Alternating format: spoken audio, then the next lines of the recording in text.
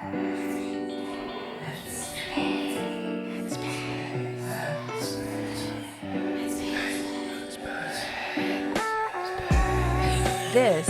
is Headspace. Welcome back, everybody, to another episode of Headspace by My Mama Done Told Me. Hey. There's Mama. Hey. This is a part of our show where we talk with experts, people with certain experiences or expertise in the world, and anyone who might have a little wisdom to offer in how we navigate the life that we are in right now. I'm Jeff Kolaski, as always, and I'm here with my mom, Kathy. Hi, Mama. Hi, honey. Thanks for hanging out again today. Thanks for having me And again. Braving the heat. Braving the heat. The Nebraska heat. Mm-hmm. Before I introduce our guest, I'm going to say there are 3 people in the world within the last year and a half, 2 years, who I consider to have deeply influenced the way that I look at things like mental health, workplace culture, all that sort of stuff. Mm-hmm. Two of whom we've already talked to on our show. One is Dr. Jordan Kugler, who's my therapist. The other is my co-host of another podcast named Laura McCarville. And the third person I'm excited to introduce today, Lucy Lantis. Hey, Hi, Lucy. Hi, what a generous compliment. Thank you. So Lucy is the founder of Inward Inquiry, LLC. Lucy helps people and teams learn how to listen better, reflect deeper, right? Mm-hmm. And show up a little bit more fully, especially into we're going to kind of focus on the organizational workplace side of things. She does more than that. I know she works one-on-one. You work one-on-one with people as well, but we're going to focus a little bit today on how I know you, which is through organizational help and culture work and things like that. Mom. What? I think that this conversation in particular is going to bring up a lot of stuff that we've both experienced, but also I'm excited because you've been out of the workplace for a while. A long time. Yeah. So I'm excited to see how this is going to go. But anyway, Lucy, thank you so much for being here. Thank you for the invite. Yeah. Really glad to meet you. Lucy, I have a question for you before we get started, and you're going to like this question. How are you showing up today? Oh, what a great question. Where'd you get that one? This is for everyone listening. This is a question that I always utilize when I kick off meetings with different teams that I work with.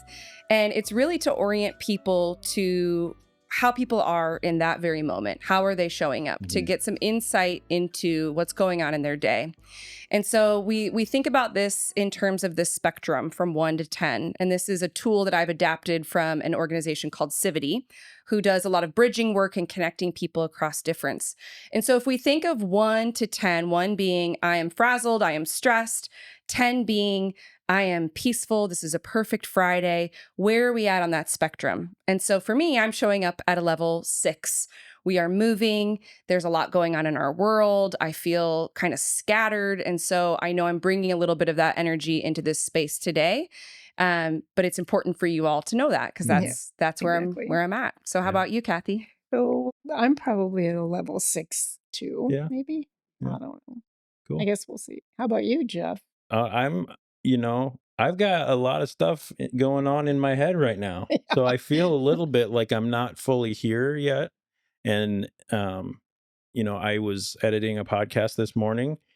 My phone kept going off. There's a little stuff happening at work and like that I was getting messages about. And then, some stuff at home, nothing bad, but just stuff happening. And so my mind wasn't really in it. And then I was having trouble with the tailgate in my truck not opening. And so I was just sweating to death there. Then, coming here, sweating to death, setting things up, hoping that I've got everything running right and everything. So sitting down and just trying to get into a space where I can be open and be myself and, not have to think so much about all the other stuff that's happening. Yeah.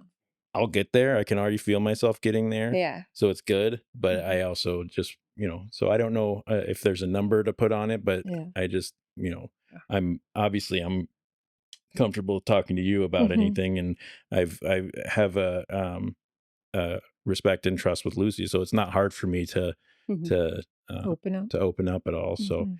anyway, that's where I'm at. So thanks for asking. Thank you for sharing, So both of let's you. let's get to know Lucy Lantis a little bit more. Uh, Tell us about what you do, who you are. I know we sort of alluded to that already, but yeah, the work that you do. hmm So I'm an organizational facilitator, and what that means is I work with primarily teams in organizations to help them connect deeper in their relationships while still maintaining that healthy professionalism, and to really intentionally create a workplace culture that feels unique to them, but right, and a sense of belonging for all. And so helping them to craft that together. Yeah. What drew you to that work? Why did you get into that? Yeah, I think there's a lot of different reasons. There's not like this one light bulb, but I'll give you maybe a couple reasons that led me down that Hmm. path. My very first job that I had out of college was pretty horrific as Mm. far as culture goes. And I didn't have any frame of reference for what life was supposed to be like in a workplace as a professional. And, when you don't have a comparison, you don't know what's considered like normal in quotes, you kind of just get into the groove and you sink into the culture of that place. But I was feeling so much stress and anxiety just being there, and all of the practices and the things that happened. It was a sales job, and you'd kind of get called up in front of everyone each week to talk through your lead list and why you hadn't made the sale. So there was like some like public humiliation that would happen that was really like normalized as part of this industry's culture. And nobody really around me was as taken aback by this as I was. And I just remember thinking, if someone else was like, this isn't okay, I think it would have been a different experience for me. And so that was my first job. I did not stay long. It did not really align with me. It sounds awful to Yeah, me personally, but yeah. it was stressful. So that planted the seed, and I didn't have the language back then for like, this workplace culture isn't, what I Mhm. want, but I knew it didn't feel right. And so that planted the seed for even thinking about the norms and the behaviors and the ways that people were engaging and relating in Mhm. relationship to leadership. And so that was an original kind of thing that struck me. And then I got into international education. And so I spent 15 years working with international students and scholars and professors around international culture and finding this universality in the human experience and human behaviors. And yet culture is so distinct and unique to each, group of people gathering. And so really fascinated by that and relating that into the workplace and finding those common threads of just the humanness of what happens Mhm. when people come together it really lit me up. And Yeah. I got my master's in conflict resolution. So you add in that layer of really wanting to create harmony Mhm. with people, and it just kind of took off from there. Yeah. I'm curious. So historically, even at the beginning of my working life, and Mom, I know your working life was basically ending when mine was starting. I Pretty mean, much. so pretty much, In a right? way. I Yeah. was working from home. Historically, in workplaces, I know there's been not only was it not normal, but it was not necessarily even encouraged to even have feelings about work, about or how, That's why this is so foreign to me. yeah. This is so foreign to me. I don't get it Yeah, because at all. if you in your experience, and you correct me if I'm wrong, Okay. but in your experience, if you were to show up and, feel your feelings or voice, especially voice Mhm. how those feelings are, it could cost you your job. Yes. It could cost you Yes. your reputation It at that isn't job. where you looked for you, all the things that this provides, I think, Hmm. from what I know of it, was not ever expected to be provided in a job when I Hmm. was in the workforce. You went to work. Yeah. You had some work friends, and that's where you vented, and that's where you found your support was with your work friends. Hmm. But with leadership, never. Yeah. And I don't get it yet. Yeah. To me, it seems like it, and I'm probably way off on this. I just don't No, it's your understand it. experience. But it's like, to me, it encourages people to say, well, this isn't fitting my needs, so I'm going to find a different job. And so they job, and you go to a different job and a different job and a different job, looking for that fulfillment that I'm not sure you can ever really find at work. Mm.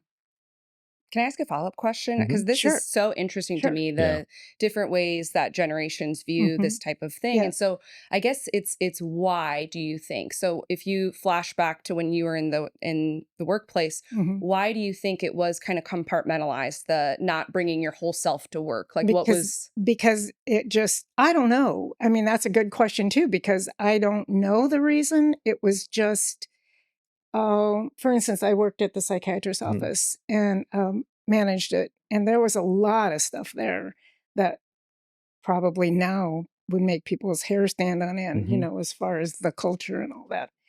But you just, I needed the job. Mhm. Mhm. And I would have never walked away from it because of maybe just not liking the way certain therapists acted in the workplace or whatever. That would have, I just, you just ignore it. You just do your job, and I don't know. It's really hard for me to, Yeah, that's when I, understood. when I look, Yeah. when I look at what you say about, everybody working together and feeling the feelings and all this stuff, I'm like, it's just work. Right. It's just Okay. work. Go home and do your, it's just, it's, I can't get it yet. Maybe I'll never get it. But Not with I that don't think that attitude. you as a leader should be responsible for everybody's feelings that work for you. I And would that really like to know how you respond to that. Yeah, I have a lot of this is really good Yeah, no, this stuff. is Okay. I great. think Yeah. these are I told Jeff I conversations. was kind of scared to do this episode because No. I No. just don't get this. No, I think this is where the good stuff is Okay. because again, this is about like differences Right. in experience and in opinions and perspectives. Right. And when we dig into it, we'll probably both understand the other's perspective a little Right. more. And so Right. this is the kind of stuff that people need to be talking about at Mhm. work because workplaces are multi-generational. Mhm. And Mhm. so Mhm. this is the stuff that people might feel, but they're not saying. And my goal is to create a space for that conversation to Mhm. happen so we Okay. can go deeper. Yeah.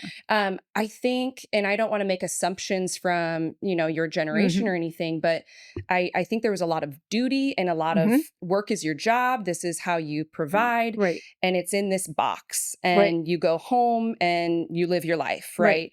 And I think that not only with the pandemic, but just with the way technology's evolved, people are kind of always on. They're Mhm. always attached to their work and you can always access it. Mhm. There's a different demand of work being a bigger part of your life Mhm. or of your time and your energy.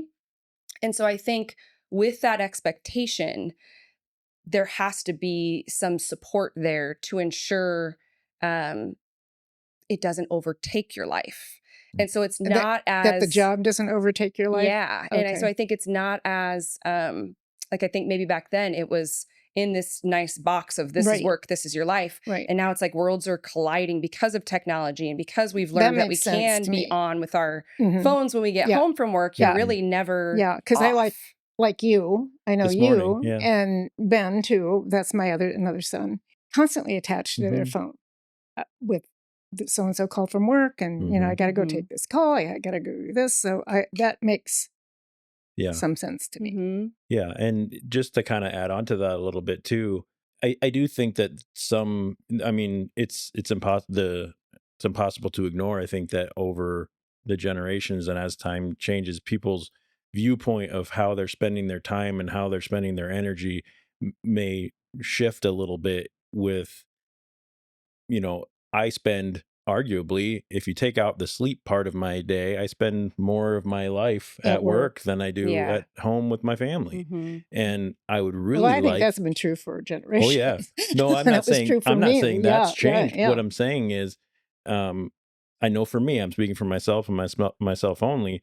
I would really like there to be a certain level of at least respect, if not joy when I go to work. I want there to be things built in there that if Mm. there is conflict or if there is differences Mhm. of opinions that there's at least the very least there's the framework for a conversation to happen. Mhm. I think the world is really getting away from the idea of, well, boss man said it, so we got to do it. You know, it's no, that's a human being, and so am I. Just because you have that title and that position in this company, however you got that, whether it's from earning it or from it being handed to you or whatever that may be, yes, I believe there should be a respect for that innately, but at the same time, not necessarily as a human being. So if just because you have that title does not mean you get to treat me however you want. Just because, you know, so what you what you had kind of alluded to earlier was like, you don't go to your, you know, you don't just jump around because you're not happy there. I agree. And there are people that do that, though. Oh yeah. I mean, Oh yeah. you can't think anybody's going to stay very long because they can't. Right. And you're right. It's not necessarily, you know, that's not necessarily, you know, depending on who you're talking to, good work ethic either. Right. But at the same time, it's also, I don't believe it's okay to just be treated like trash and expected to do what you're and have nothing in place to keep people accountable if you're not treating people the right way. I do think that everyone deserves to be treated well, whether you're the first person, quote unquote, the lowest person on the totem pole or the very top. It doesn't give me any kind of right.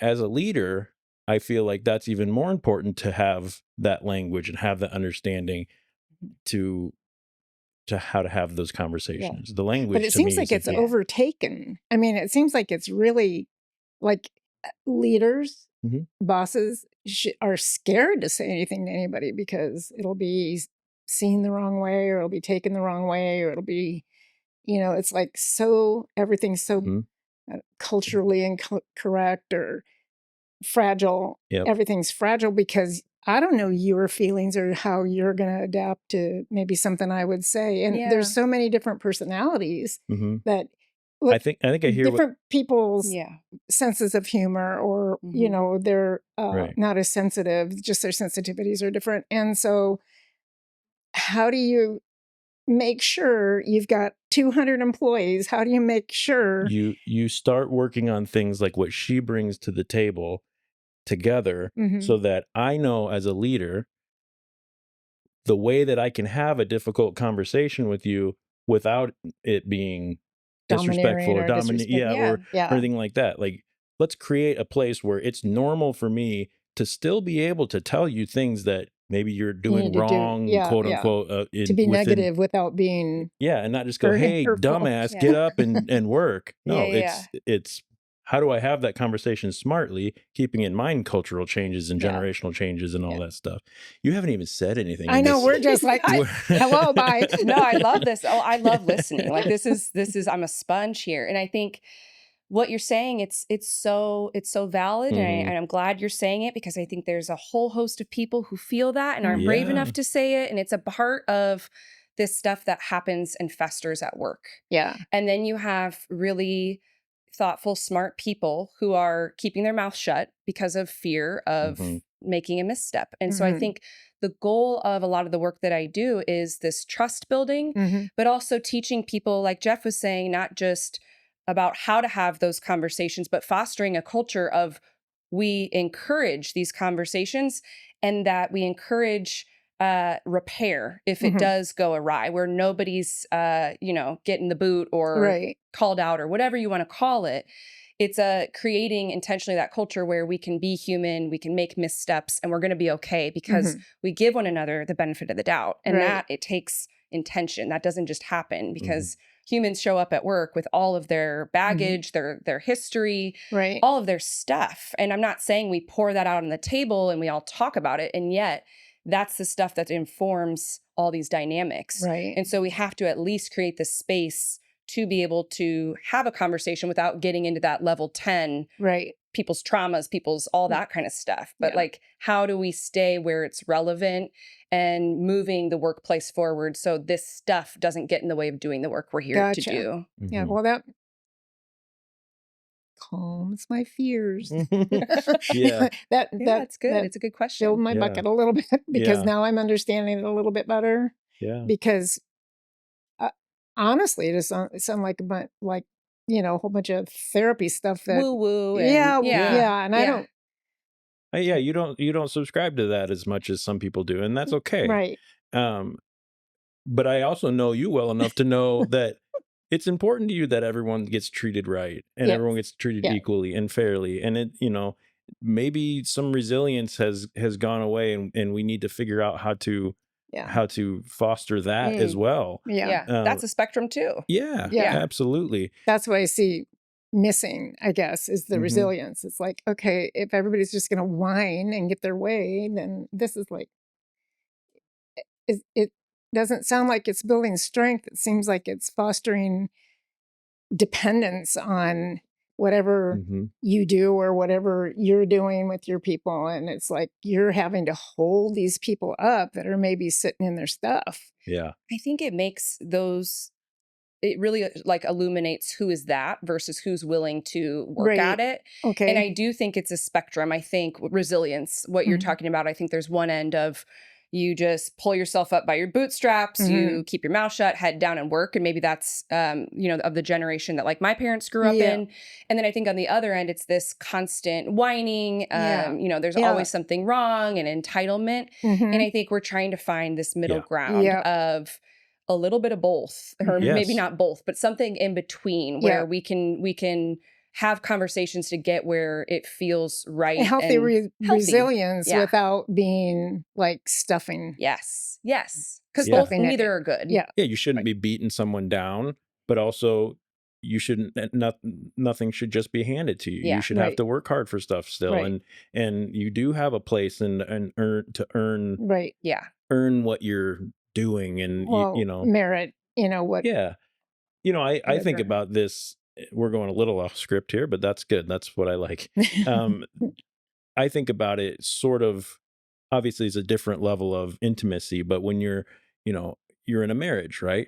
If one or both people in that marriage were to expect that the other person should always bend to their will and should always, and I should always get anything that, and you should never treat me a certain way, and this, that, and everything's wrong, and you made me feel a little bit uncomfortable, and this, that, whatever it may be. And, that's one extreme. And the other side, it's, well, you're my wife, or, well, you're my husband, and you should do what I say just because I said it. Yeah. And I'm, maybe, a more traditional way to say, the man is the man of the house, and he should be, and, women should find their place in the kitchen, and they should, I might put some grain barefoot over my voice pregnant. Barefoot and pregnant. And you're there to make sure your man feels well when he gets back into the house, like, and, 1950s. Yeah.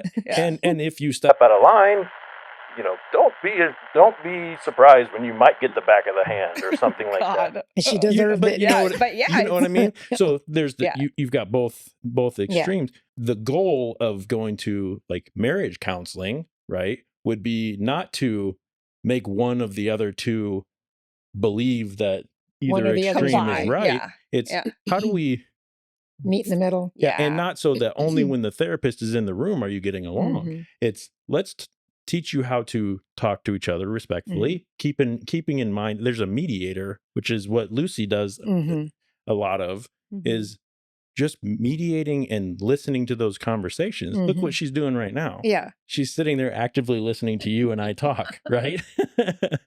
And so to me, that's important. Yeah. Somebody who has experienced and researched and done work in this, creating a way for us to have a conversation, creating language for us to take outside of that room, creating a, even if it's like, hey, remember what we talked about in that last session? And this is where I'm coming from. Yeah. It's a touch point. It's a reference point that we all have shared language and understanding about. There's more goodwill there. Yeah. Yep. And you get the opportunity, like you said, to see where people are truly coming from, and then the benefit of the doubt comes in. Yeah. Talk about that a lot. Yeah.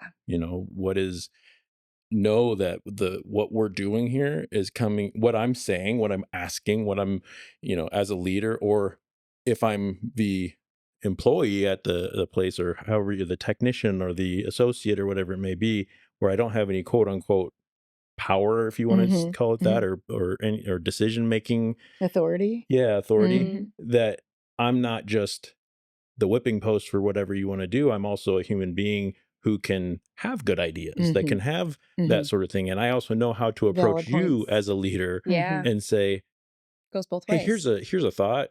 Not you need to listen to me, or I'm going to leave. Yeah. Obviously, that's everyone's prerogative if you want to leave. But Mhm. the goal here is to create a place where I don't hate going in there. My people don't hate going in there, because I know that even if we disagree, we're going to have a respectful and Right. meaningful conversation.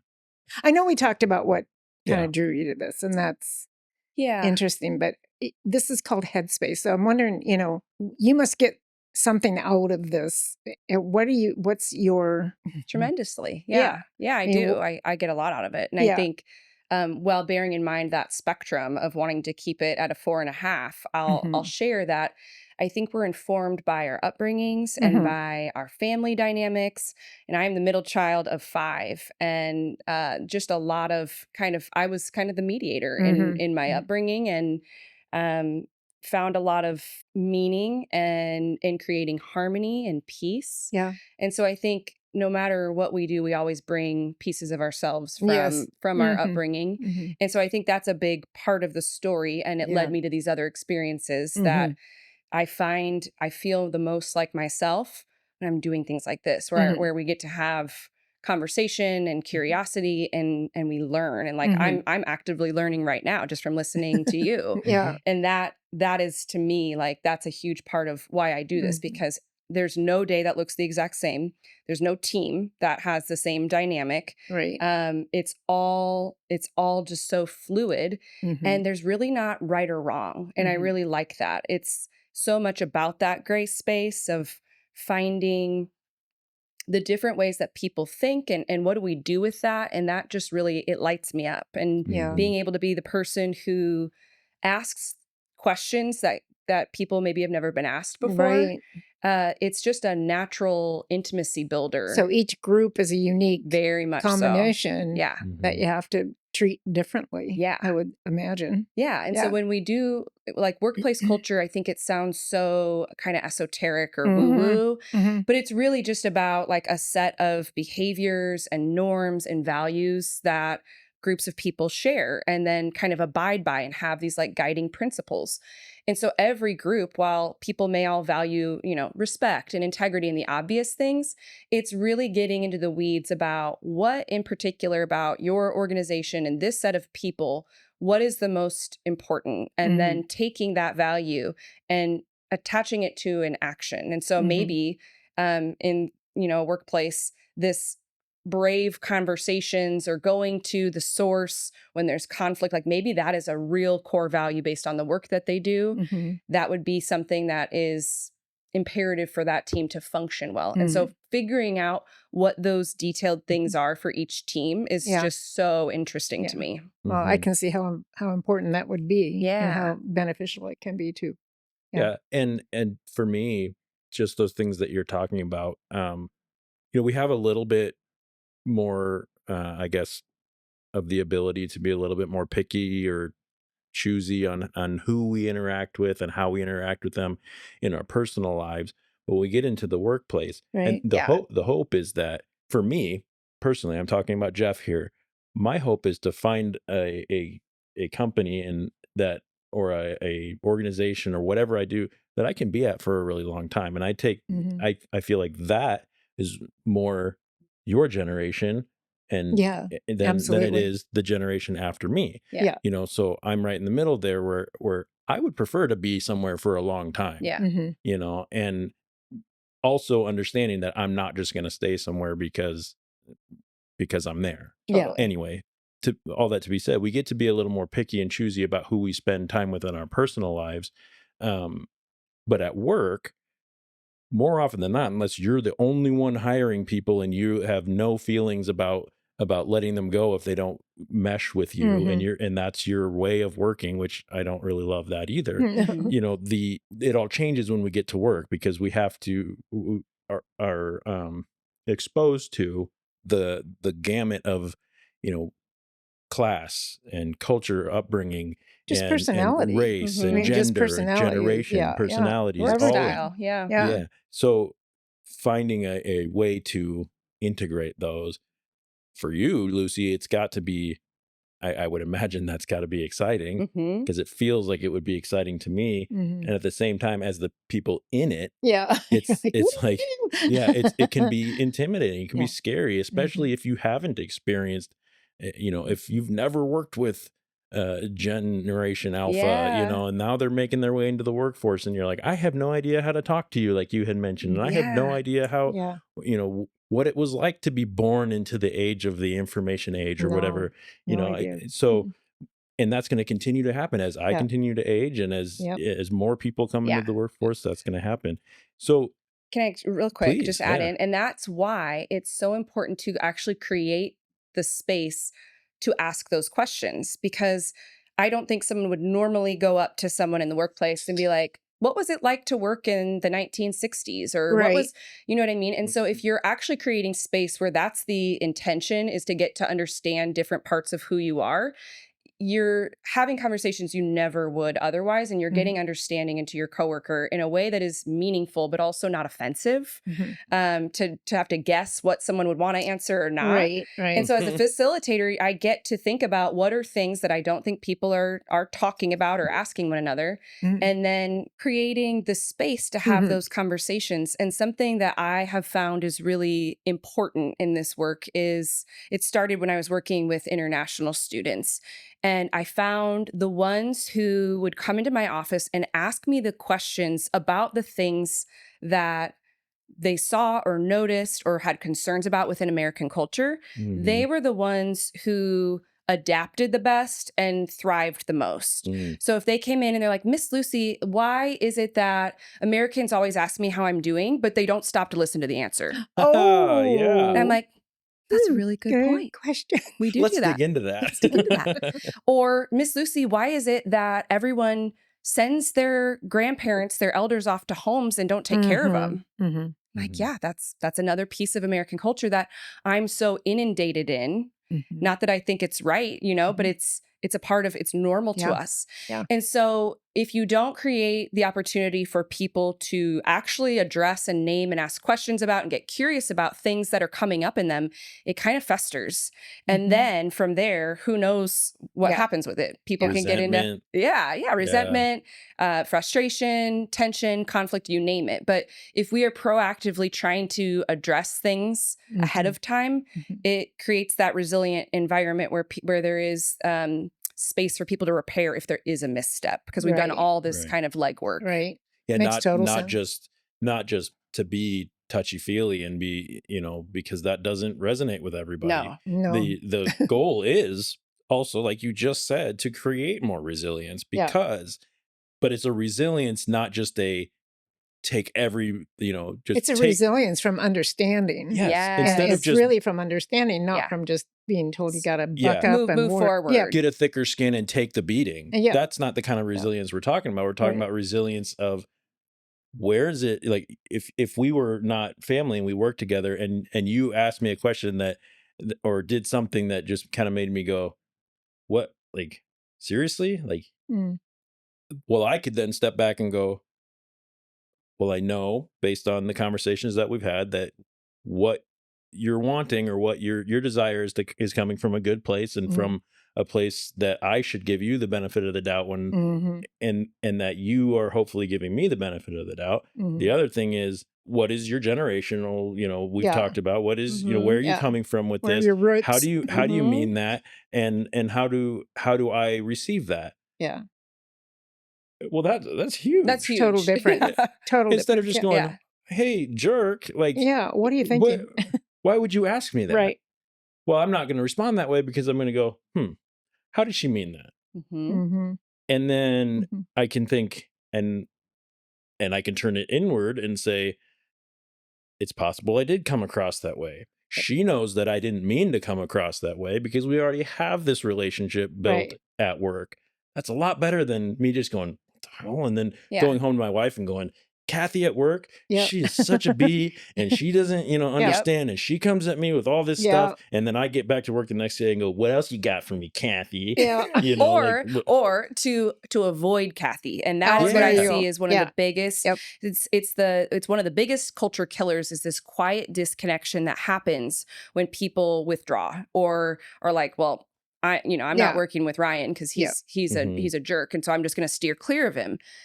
That's not going to work in a work environment. We have to work with one another. We have to be collaborative. It's going to impact at least the tone of the workplace, let alone the work itself. Right. Yeah. And so if you have these skills built or these processes in place for what we do when things go awry, you can't avoid someone. Yeah. It's the new expectation. That makes total sense. And let's say you are avoiding Ryan and I'm maybe the leader and I look and go, well, Lucy's not working with Ryan.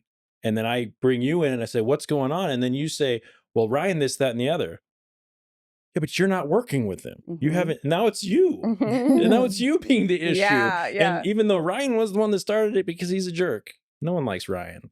I'm just joking. Yep. I don't even know Fire Ryan. Yeah, let's fire Ryan. How do you guys feel about that? Yeah, there's and that I call scapegoat syndrome. And you see that a lot in workplaces where everyone thinks if just this one person were gone, so know that. It would all be a and different the minute story. that person is gone, there's another one. Yeah, there's another one and new issues. Yeah. And it's just like whack-a-mole because it means the system, the root cause of what's an issue is the problem. And if Ryan got away with murder, everyone's accountable for allowing Ryan to behave that way and being a people pleaser and not speaking up. Like there's a million different ways that we all contribute to some of those dynamics. Yeah. Ryan's so that resonates worst. for you. Well, I really like this because now I'm getting it. Yeah. Oh, good. That's the whole point of what we do. I love this. That I get things? No, that we talk about it and that we see each other's no, I'm kidding. point of view and that we explain to mom that she's wrong about everything. And she's wrong. Kathy, I was not wrong. I know, I'm joking. I was uneducated. But that's the thing, Kathy, and you're not alone. Like no. I think even if you ask some of my family members, what do? I don't know if they'd be able to articulate it, because this is a new thing. This is not something that was here, I don't know, even 10, 20 years ago. I really think, I don't think it was there. To me, I think the pandemic was a big driver. And that's kind of a part of my story too, is like when we went back to work, when I was in my old 9-to-5 job and there was no real conversation or processing around what happened and how that impacted people's lives to go from constant community and engagement to isolation and everything online. And then you're pulled back to work. Like that to me was like, okay, we need to be talking about this and like what that means for moving forward. Right. And so it's just a different time where I think back to your point, people hop around. I think that's a byproduct of the pandemic, meaning everything's accessible and done remotely and it's possible where people have all these options now, no matter where they are, where they can work. I think it's going to level off and that now the culture, the environment of the workplace, that people are more inclined to say, we really need to get this in line so that people want to stay, so that we create a place where people don't want to job hop. Right. And I think we're getting there and people are figuring it out and organizations are realizing, oh, this culture stuff, like it actually matters. It can make or break people's experience. Yeah, all day for sure. I can see that now because I really can. It kind of leads me to this next thing that I wanted to get into, belonging at work. I think that kind of teeters on the edge of sort of what you were talking about too on I don't need to belong at work. It gets work, I have kids at home and a husband and all this stuff. I don't need to belong here. Is it important to quote unquote belong when you're at work or to quote unquote get along? Like that's sort of, give me your professional opinion on that. Like, is it just getting along or is it a belonging? Individual versus identity versus belonging, all that good stuff.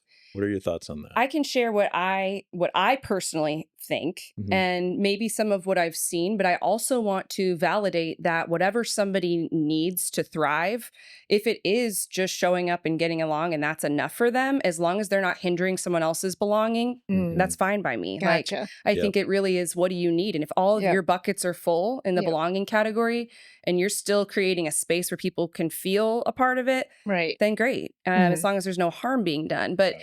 to me, getting along at the basic level is like, it's very surface. Mhm. It is, we are polite, we are diplomatic, nothing to see here. And so to me, I always like to go a little deeper. And I think that's where belonging is about, really seeing and valuing people and not just tolerating them. I think Mhm. tolerating is the word that I would think of with Yeah. getting Mhm. along. Mhm. And that to me, on a very human level, like, doesn't feel good. I don't want someone to just tolerate Right. me. I want Right. them to like care. And I want them to, not just say like, how was your weekend? I want them to know, oh, how was it with your dad's birthday party? Like, Mhm. at that level, not all the way down. Like, there's Mhm. it's back to that spectrum Mhm. of what Mhm. we need to feel seen. Right. So to me, belonging is important. You feel seen, valued, and even celebrated in some Mhm. ways, or Mhm. accepted. Mhm. Whereas getting along to me is very surface and very much like just fitting But I always in. felt like there was a few people I did that with, but not Yeah. everybody. Mhm. Yeah. So when I talked about that earlier about having your work friends, you Yeah. have your work Yeah. buddies, and you don't have that same level with everybody. Because if you, I think that would be fake. Yeah. Yeah. I think your normal instinct is to pick somebody out that you connect to in some way, and you Mhm. form a friendship, and it's I not have a going bad to habit, happen and with it's not a bad everybody. habit. I consider it a good, well, it's some, but I have It's a habit. I have a habit of becoming like actual friends with the people that I work around. And again, I don't think that that's a bad habit. I think that's fine.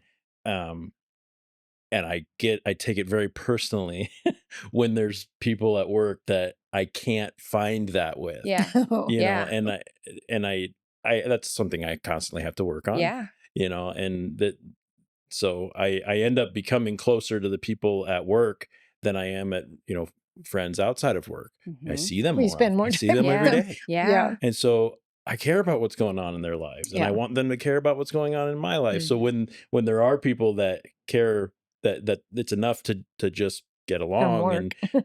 and I'm like, I kind of want, Yeah. will you be my friend? Like, Yeah. will you? Yeah. So I don't know. But It's I just also a think there's thought. a difference between what you're describing as these friendships and belonging.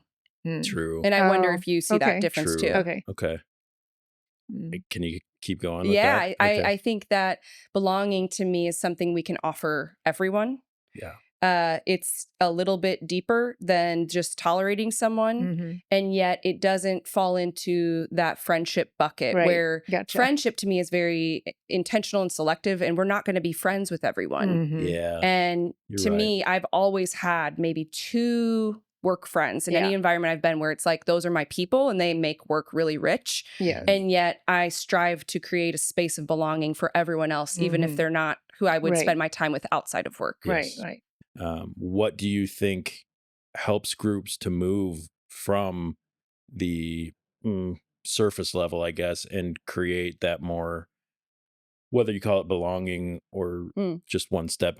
Get along feels too far on the other side, Yeah. but like a sense of belonging.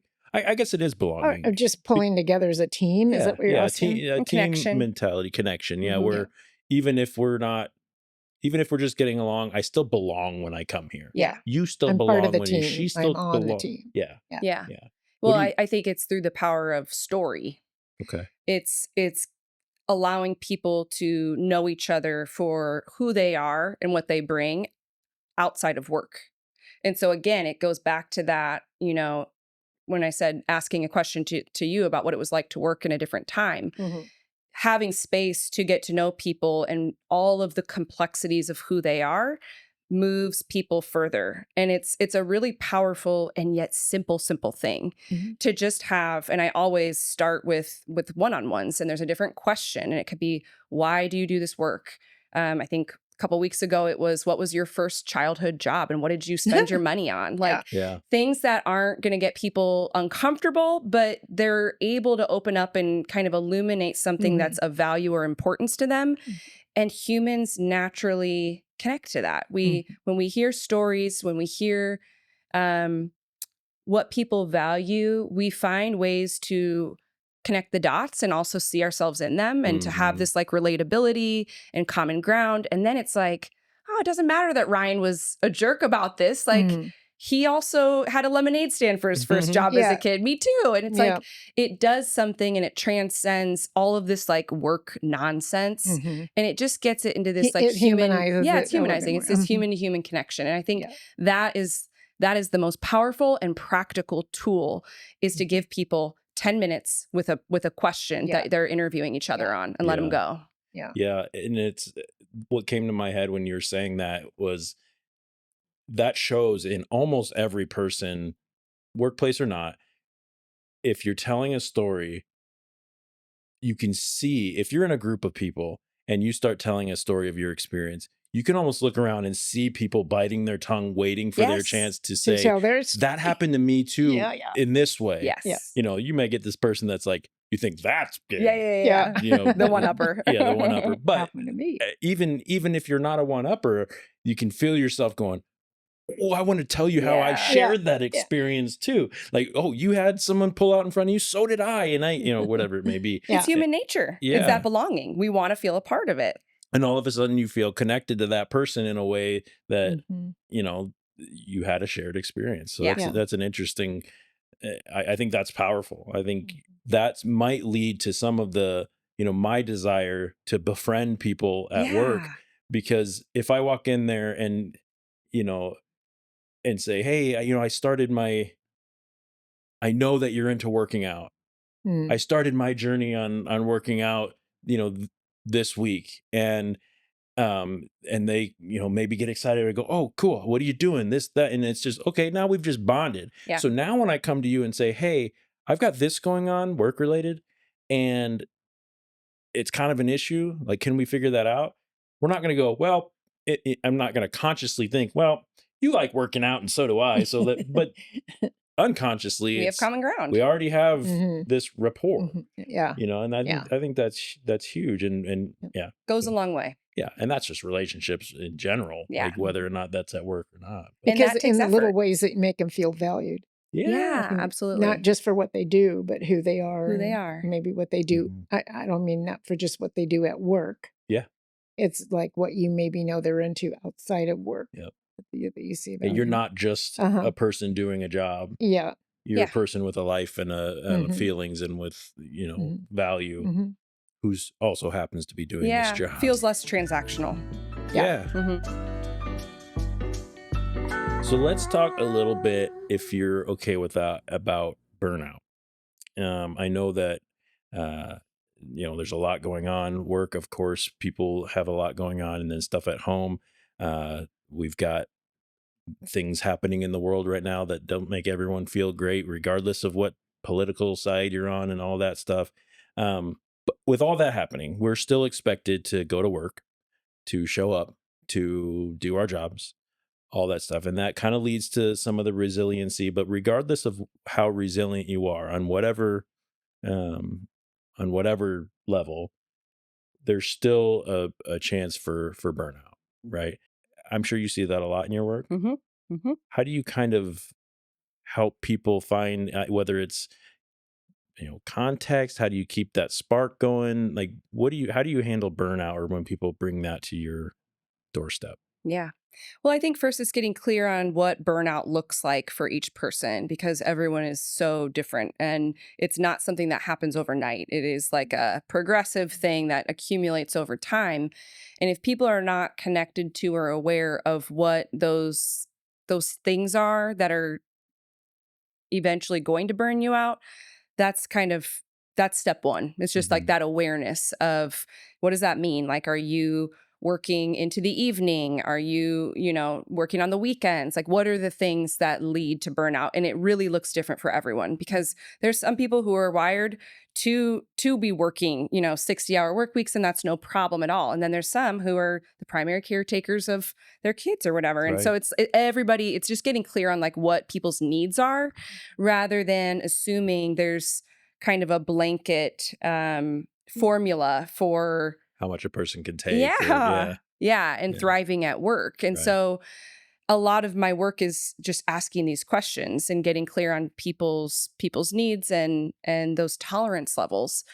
And then it's like, what do we have to work with here? And in some regards, a lot of these positions that people are in, I mean, I work with a lot of people in C-suite leadership levels where there's a ton of responsibility, a ton of pressure, and it's figuring out like, what are the parameters that you have to work within to pass some things off, to delegate a little, to put more responsibility on the people you supervise.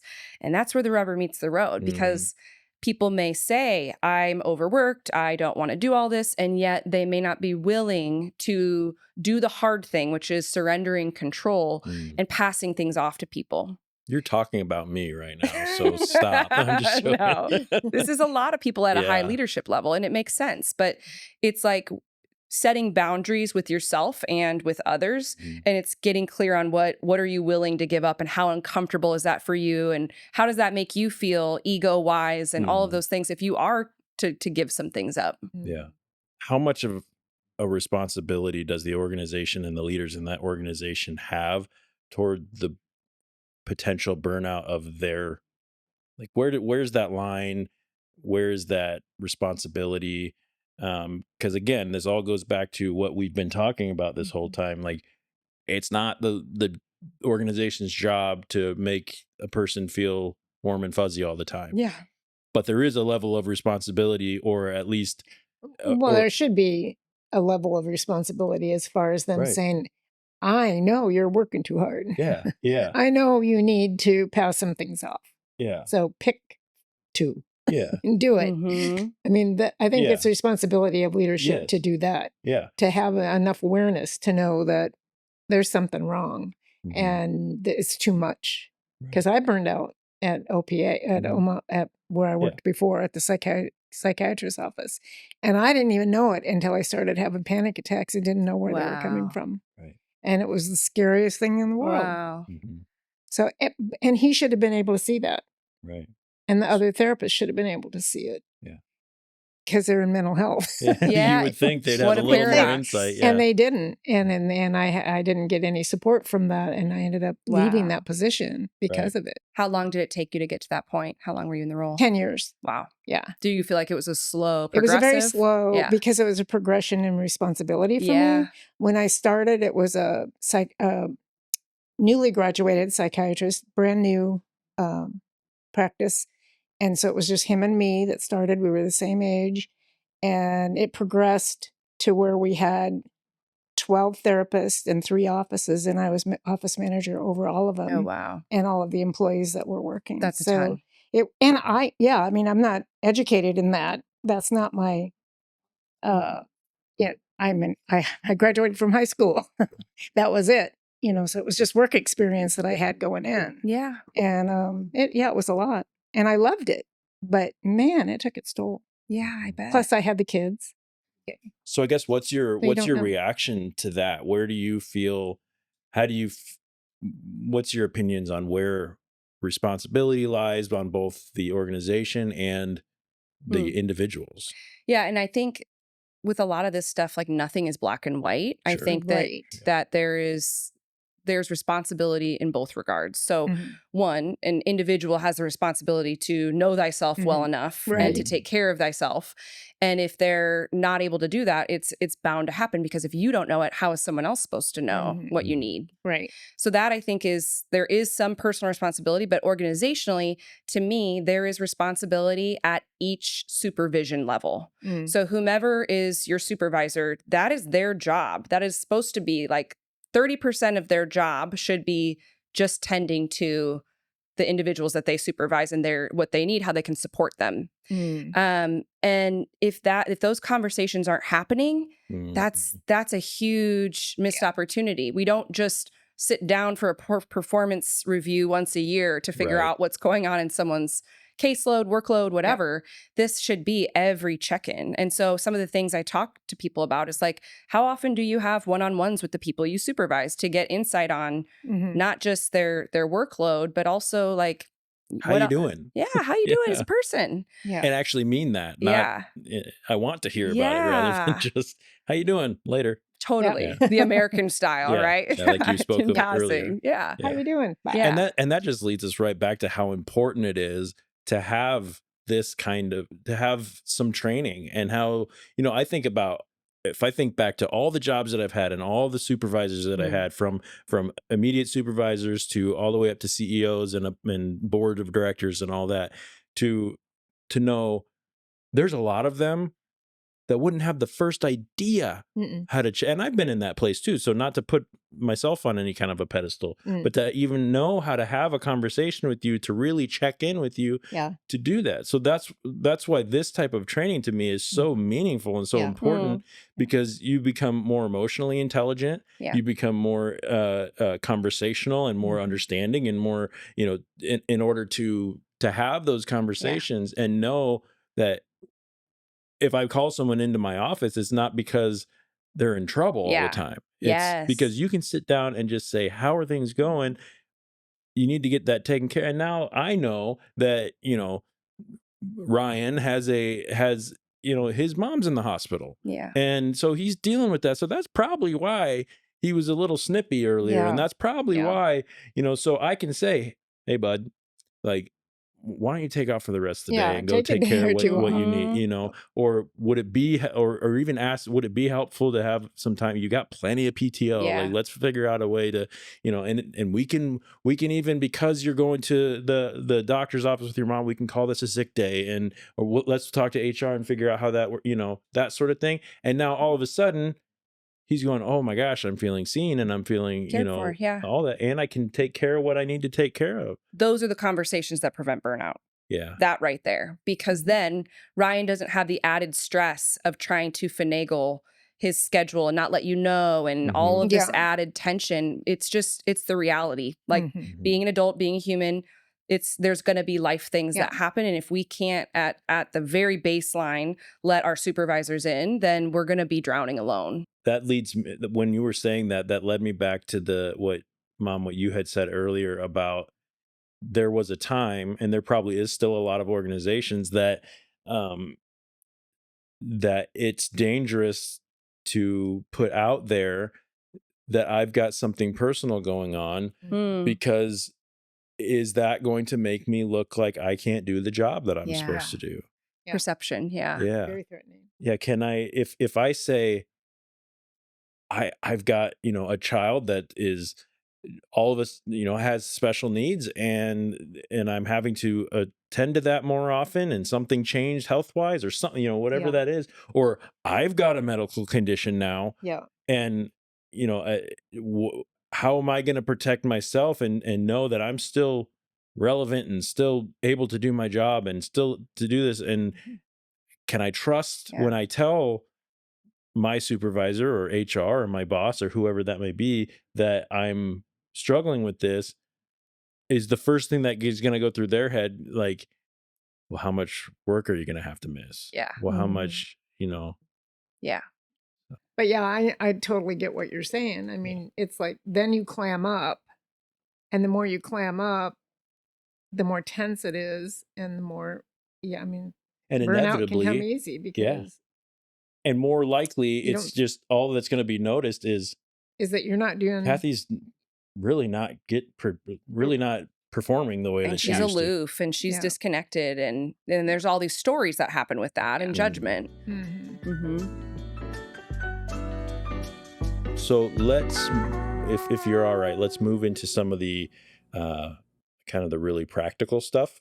Like, what can someone do, right? So let's start with the person who's listening, who is either not in a leadership role, maybe at a lower level of leadership, and they're wanting to try to make, maybe they're thinking about their own workplace while they're listening to our show, and they're going, I don't know that I have any pull to make any of this the culture.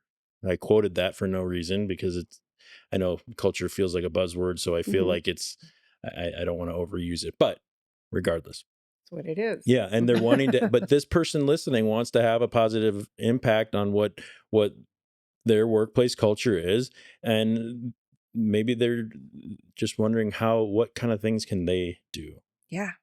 Well, it's a great question because I think many people think culture is created just by leadership or top down. And yet every person contributes to the culture, whether they know it or not, whether it's intentional or not. And that's what creates kind of these default cultures when things happen. There's like unspoken norms, but nobody's like decided upon that. That's what happens when people convene. I worked at a place where it was just known you would never email the president of the organization. Like, you don't even have access to that person's email. Nobody told me that, but it was just you learn that over time. That's the kind of the silent, unspoken stuff, the things between what's said and what's done. Like that's a lot of culture. And so everyone has this ability to influence it for better or worse. And so if I were someone who's in a, lower level job and feels, oh, my organization would never invest in this kind of thing, and it's just not possible, I would say start talking to your peers about what are some of these behavior changes that we want to make at our level and to start influencing that. And the thing is, there's ripple effects. So if they decided together to create this ritual around how they celebrate people's milestones, you've been here a year or two, and they do a potluck where everybody brings in, something to eat to celebrate them. That is an aspect of culture. Anything that people are consistently and intentionally doing together and it becomes a norm, that is creating a healthy new piece of culture at their level. And so I work with teams because every area has a different culture within the organization. So organizational culture is such a big kind of umbrella. We have to start with teams and levels. And so I work with mid-management, I work with C-suite, I work with those lower team levels to create what is their intentional culture that's still in alignment with the organization's values and mission. Right. And so you don't necessarily need someone like me to come in. It can start with just this, quiet agreement on things that we're going to do consistently.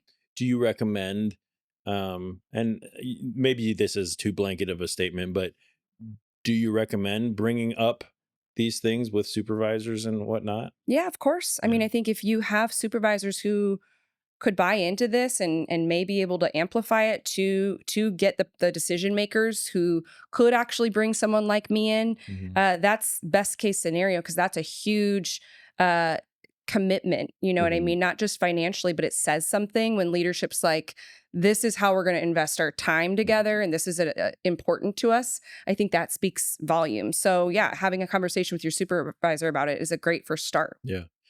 What happens if their organization just really isn't that interested, or you feel like, or maybe they feel like they can't approach that based on the culture or something like that? What is,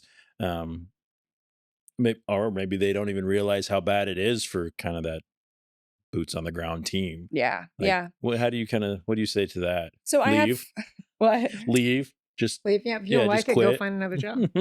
It is an option. And when I work with people, that is always on the table. Yeah. Like, you do not have to stay if this is a place that is not committed to evolving to become a better place for people. Right. And I think that's where people have to decide for themselves, like, what is their hard line around change and what's possible, and being really realistic about that. So that is an option. Yeah. And what's important to me or you, like how important is feeling that? Am I okay just putting up my shell and Plugging going to work and along then going home? Yeah.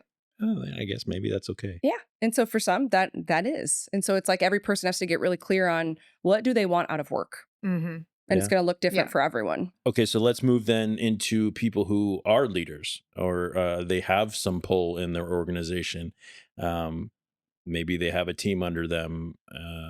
Where do they start? What's the most, I guess, or some of the most important things or first steps that you would give to someone listening that's like, you know what? I'd like to go this direction. Is it call Lucy? Email me at Yeah, obviously. Yeah. But if we're gonna say that's off the table for right now, Sure. what a leader could do, have one-on-one conversations with each person on your team to learn about their experience, what they think is going well, what are things that they have concerns about, and if they could change one thing, what would it be? Those are insightful conversations, and it's so simple. This is not rocket science, but it often doesn't happen. Well, I would think that as an employee, I would be a certain leadership, probably not with you, but certain leadership, I'd be very reluctant to be open and honest. Yeah. Yep. Can and you that's speak to that? that's a piece of it too. So I guess it depends on people's relationship with their teams. Right. I would expect if there's a leader who wants to do this work and wants to bring this to an organization, they're probably someone who is open and receptive and has a good working relationship with their team. That's what I would assume. Yeah. It's usually not the folks who are like the problem people who are inviting me in to do this work. They're probably not even listening. Like, stay so. away. They're not. Yeah. So if you have a good working relationship with your team, these conversations are going to be fruitful and are going to be connective and meaningful and give you some good insight. If there is, let's say it's a new supervisor, maybe there's not even distrust, but there's just like, we don't know each other. And so I don't know how open I want to be. I need to protect myself. There are ways to elicit confidential information from people, to do a survey and say it's going anonymous survey. to HR and that they're going to pull out insights. And that's one of the first things I do when I work with people or organizations. I do one-on-ones, I do assessments, I gather information, and then I find ways to pull out themes so that nobody is going to feel like, oh, they've taken something I said that everybody would know was me, and now we're talking about it, and this is mortifying. I find ways to kind of compile, this is the shared sentiment, and it's not verbatim what somebody said in a survey. Right. And then from there we can work with it. And so sometimes an anonymous path is the only way, and that's okay. At least to get the conversations going. Yeah. Is there, so to those leaders who we're talking to right now, are there maybe common pitfalls that you would say to avoid when you start setting up those one-on-one meetings, like things that you would say, just don't talk about this or don't go here because it's going to really quickly defeat what you're trying to do here? Yeah. I mean, I think it's more about the framing of, this is why we're having this conversation. It's because I want you to have a better working experience. I want you and your peers to feel supported. We want to understand what your needs are. I think the framing's really important. And then I think what I'd say to avoid is talking too much. I think to shut up and let them talk and just be an active listener. And I think that's when you're going to get the good stuff, when you're not trying to like formulate what they're saying or bias them into what you think. I'll let you feel this, making those I'm assumptions. Yeah. Okay. Do you have available to, and I kind of know the answer to this already, but I'm going to ask it like I don't. Do you have like any tools or anything that are available to people who might be listening that could maybe help them get this conversation going, or they get the transcript of this podcast and just use that as their notes? Yeah. What kind of tools do you have available for people? Yeah, I would say probably two things. One, every month I host a free virtual workshop and I invite anyone. It's not just leaders. I invite folks who are at the lower level, the mid-level, whatever, to come. And it's called Name It to Shape It, because ambiguity kills culture. And this workshop, people are invited to come and they're told they're not going to be sharing their organizational affiliation. They're not going to be sharing their role. They get to just show up as people. But it's essentially walking them through this workbook and understanding of what culture is and how to really name and identify the culture that they're currently in.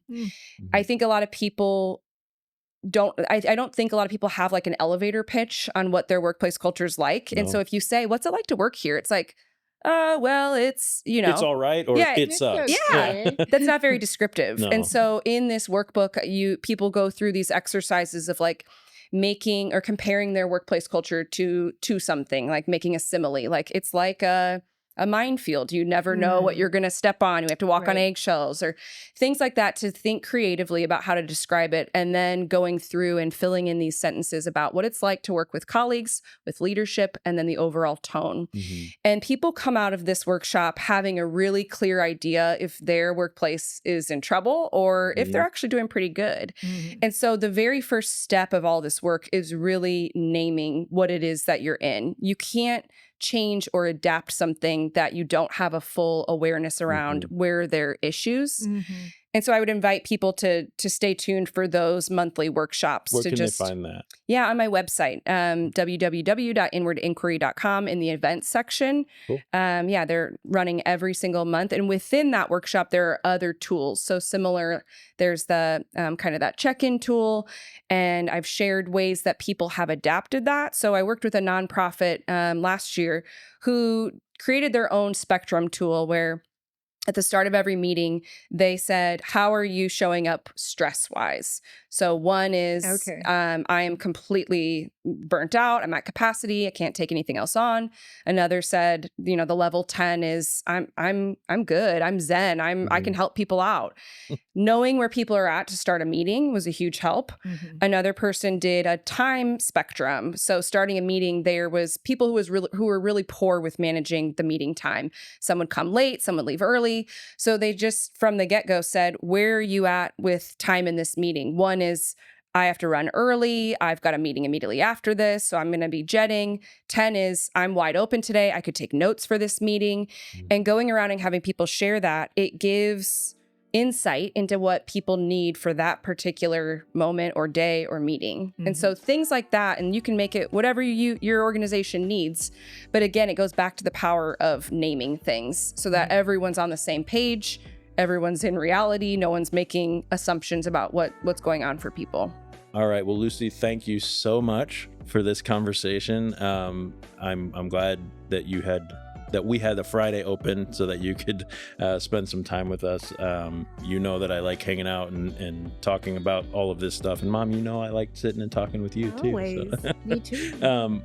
Lucy, where can people find you? I know you just mentioned your website, but just again for this part of our show, where can people find you if they have questions or want to see what you do or reach out? So I'm on Instagram at Inward Inquiry. My website is www.inwardinquiry.com, and then my email is lucy@inwardinquiry.com. And people are welcome to just reach out. I love grabbing coffee and just having a conversation. It doesn't have to be super formal, but that's a good starting point. And I want to thank you both for having this conversation. It's just such a joy to work with you in this capacity and get to know you, Kathy. And this amplifies the work and the power of these types of conversations. And so I really appreciate you being willing to do that. Thank you. Thanks.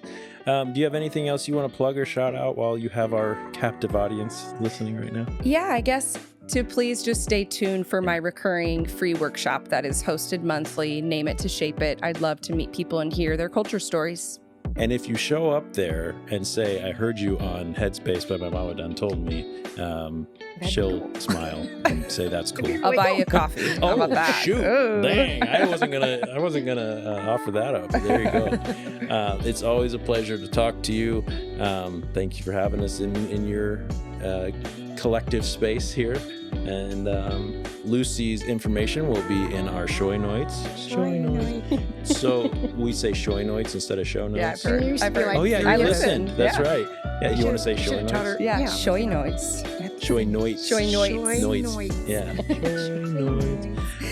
We hope you keep your minds open and be kind to each other. We love you.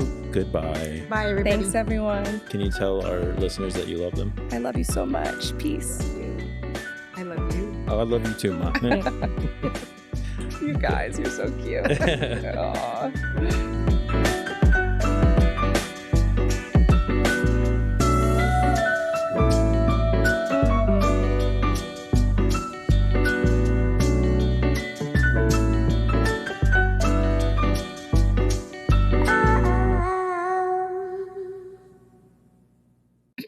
Well, I've never heard of that before, so it's very interesting, but I like it.